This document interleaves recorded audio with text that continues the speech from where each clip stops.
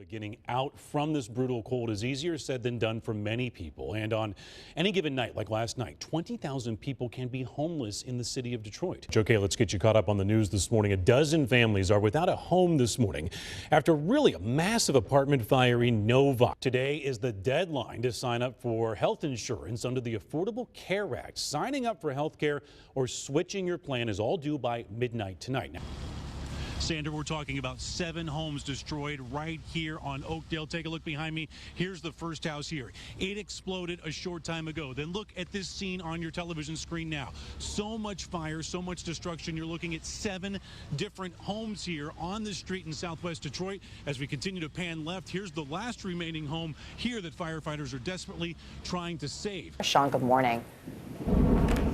good morning to you, Eric. You're right. As the sun is coming up this morning, people are just getting their arms around just how massive this storm was and how much damage was actually done. Are you guys all done, sir? No, we got to drop some equipment.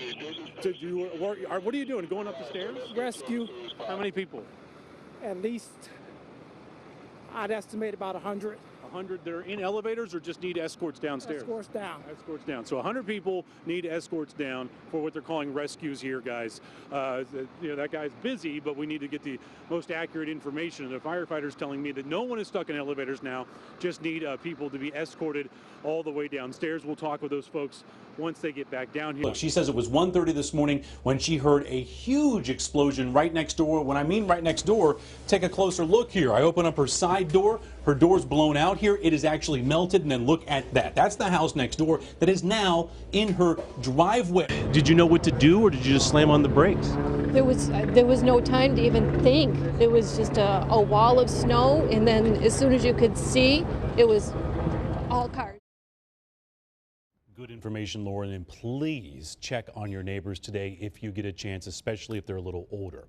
All right, also making news this morning, I-96 is reopened after a serious crash on Detroit's west side. Let's show you. Let's get you caught up on the news this morning. A dozen families are without a home this morning after really a massive apartment fire in Novi. This fire breaking out last night around 9 o'clock at the Glen of Northville apartment complex off 8 Mile Road.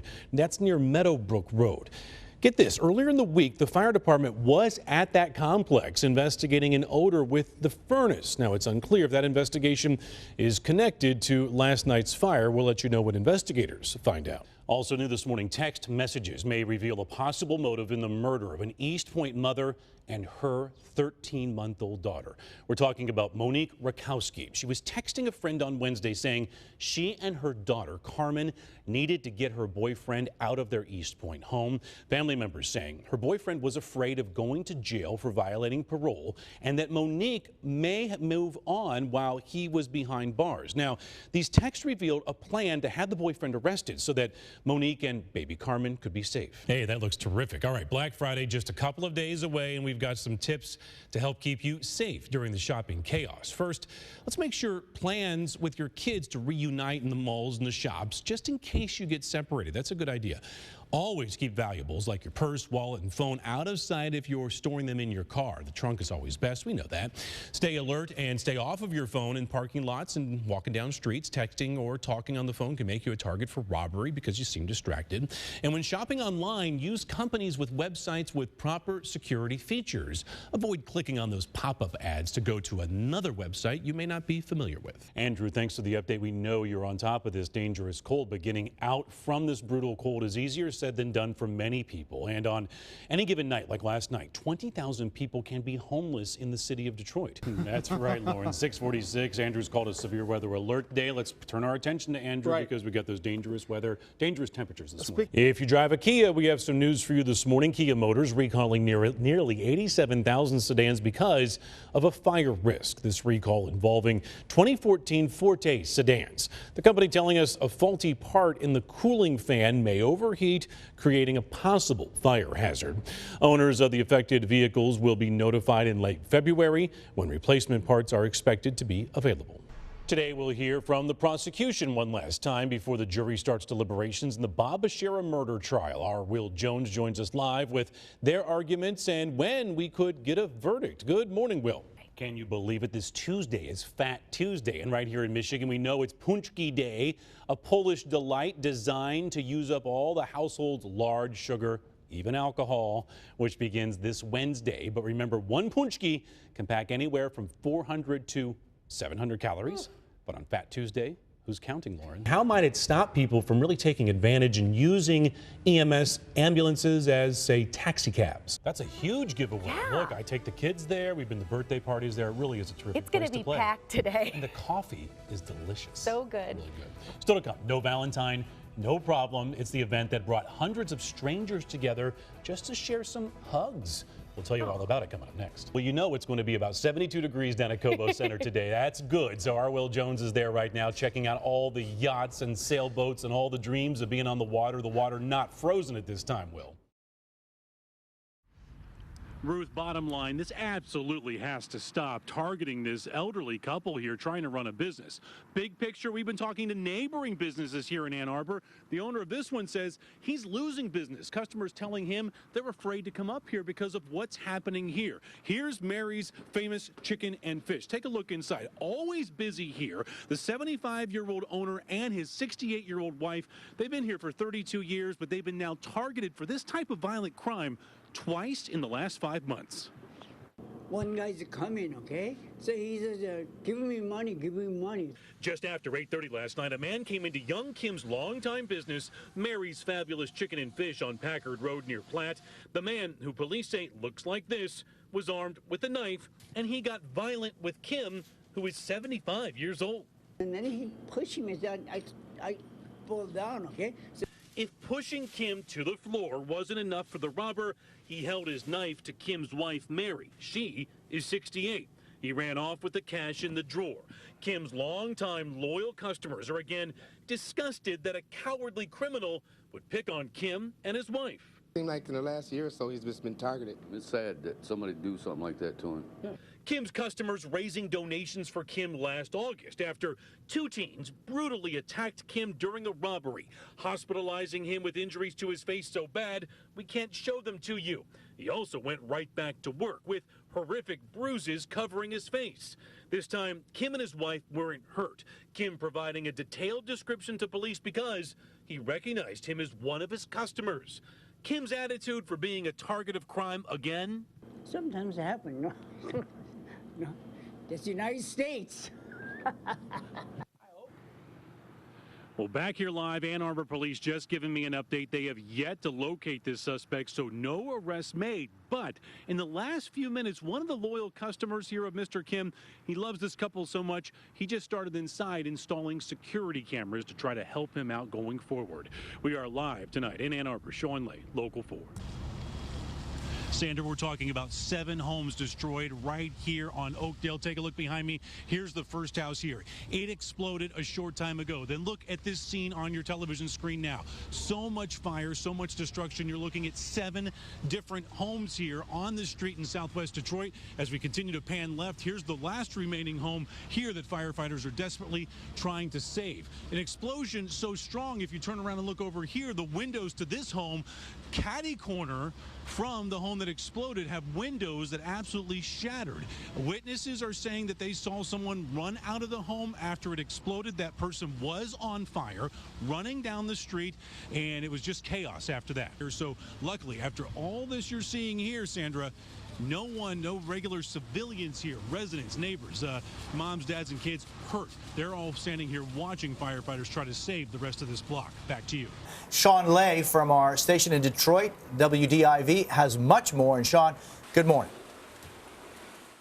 Jose, good morning from the Metro Detroit area. 350,000 people in this area are waking up without power this morning. 1,000 power lines are down as crews just now begin to assess the damage as the sun begins to come up. But last night, we are talking about some very strong storms that packed a very dangerous punch. In fact, take a look at this cell phone video last night capturing a massive church festival tent collapsing on people at a festival last night in Harrison Township, Michigan. Only minor injuries here.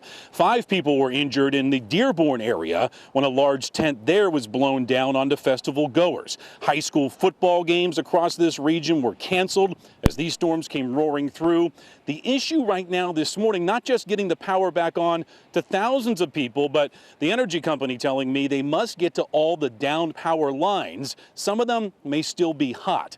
A man in Warren, Michigan was killed last night when he came in contact with a down power line. Right now, again, 350,000 people waking up without power. But before things get better, the power company believes that number will rise as the morning goes on. From the Metro Detroit area, I'm Shawn Lay. Jose, back to you. Shawn Lay, thanks so much.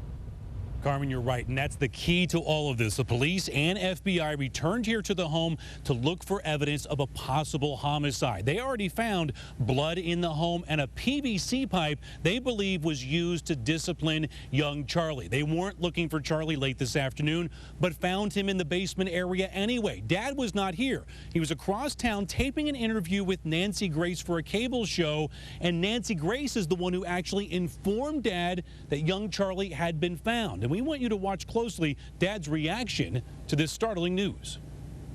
Charlie, we're getting reports that your son has been found in your basement.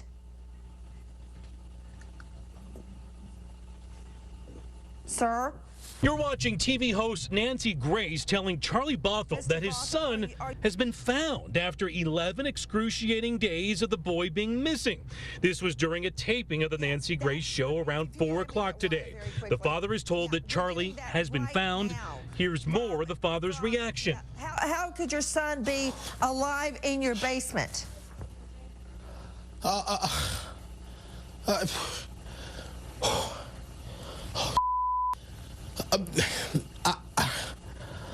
have no idea. Local 4 has learned that police came to the Bothell home this afternoon to serve a search warrant, believing that young Charlie was dead, the victim of a homicide, after sources say blood was found inside the home. Detroit police and the FBI wanted to look for more evidence. Police were shocked to find the boy in a basement area. Tonight, police tell me the boy said, "I've been here the whole time." At the same time, Charlie's stepmother, Monique, says she was told to leave the home during the search warrant. She stopped to talk to reporters. At the same time, Charlie was being found. They won't give us a search warrant until they say after everything's completed. So whatever is necessary to bring our son home. Sir, did you check your basement? I checked my basement, the FBI checked my basement, the Detroit police checked my basement. His father then speaking again with reporters, but tonight still hasn't seen Charlie. I want to see my son. Back here live, young Charlie, the 12-year-old, he's over at Children's Hospital. I'm told he's doing just fine. Investigators tell me they have backed off questioning him this evening and late this afternoon. They want first thing in the morning a psychologist to meet with Charlie to get to the bottom of this. Devin and Carmen also, no charges filed in any of this as of yet, but one investigator tells me that so much effort, blood, sweat, and tears went into this on a local, state, and federal level to find Charlie. If someone was hiding him in that basement area, I'm told they will throw the book at that person. Back to you. Just a 14-year-old girl looking forward to her freshman year in high school. Can you imagine what her parents are going through right now? Steve, Ruth, take a look around me here. Look how quiet this neighborhood is. Kids out playing here all the time. Armada, such a quiet town as you might expect. April, 14, with her dog Penny, walking this way around 5 o'clock last night. Now, she takes this route all the time, according to her mom, to walk Penny. This is the Macomb Orchard path, very popular path that you would think would be very safe. Now, tonight, investigators want to know what happened down this path. Who killed this beautiful young girl? Was she meeting someone here, or is this a completely random attack? Tell your kids you love them. Heartbreak and horror in this small town tonight. The question an entire town is asking, who killed this beautiful young girl named April Milsap? The shy 14-year-old was an 8th grader at Armada Middle School. Friends say she was a percussionist in the band and so excited to start high school in the fall.